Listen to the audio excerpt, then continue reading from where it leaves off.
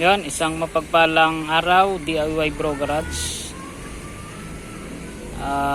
Napaka-sharing lang DIY tips. Napakaraming kong na-encounter na turo ko lang sa inyo na pababa o pahigop yung breather. So sa K-series engine, ito yung takip niya ng engine. Yan o, takip po. So kung mapapansin nyo, dito ang tornilyo saka dito. So napakaraming palit na palit na daw ng PCB valve, pero ganun sa akin, kahit anong PCB valve yan, palit mo basta one way, gagana na yon. So dito siya, dito ito ba pabuga o pahigop? Pahigop to. Ito yung pabuga kasi nahigop dito galing sa vacuum sa may carburetor So higop dito, lalabas doon yung excess na blow by.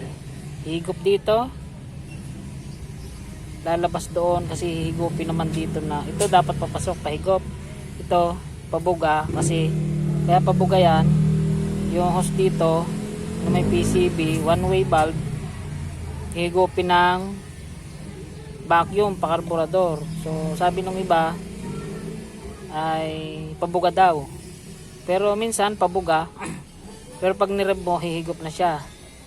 Ang hindi nila alam dito yan mga bro, yan yan yon. May yan, meron yan ditong saan ba yun? May silyan dito sa gilid, yan parang goma, matigas na goma. Yan kung mapapansin nyo, ito, yan may parang gomang matigas dyan, yung parang plastic, yan paikot. Kita nyo item, yan, tapos diretso doon, basta yan, ito parang may palaman yan. Kasi kung may pingas dyan, kung titingnan nyo kung basag yan, ito na yung solusyon. Basag yan, ay bubuga talaga ng bubuga yan sa breather. Yan yung hindi alam nung iba. Pabuga o palit ng palit na kung nagsasayang lang kayo ng pera, mga kapatid. Ito yan pag basag na yan, siyempre pupunta na dyan yung blow by excess. Yan blow by gas, dyan nyo titingnan. Huwag yung palit ng PCB, kahit ano naman plastic o yun, basta one way. Ang mahalaga kasi sa one way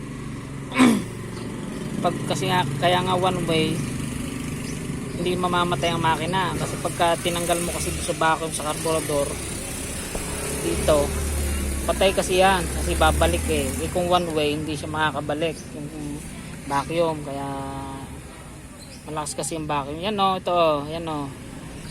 Yan paikot yan para malinaw sa ating lahat. Hindi kasi makita kasi madilim yan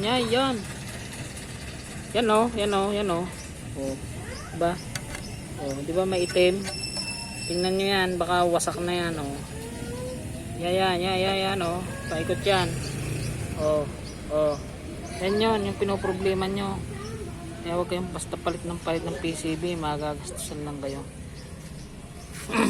Kasi wasak yan, ipupunta na talaga yan. Yan lalabas na talaga kahit saan nyo maglabasan dyan. Okay, bro garage. So yun lang, may yan tips lang. Kung kita nyo kung iwasak na, wala talaga yan, wala mangyayari. Tanong lang kayo ng tanong. So yun lang, tignan mo mukha nito yun lang mga bro, at pagpalain po, sana makatulong sa ating lahat. K-series engine, basta ganitong valve cover. Thank you.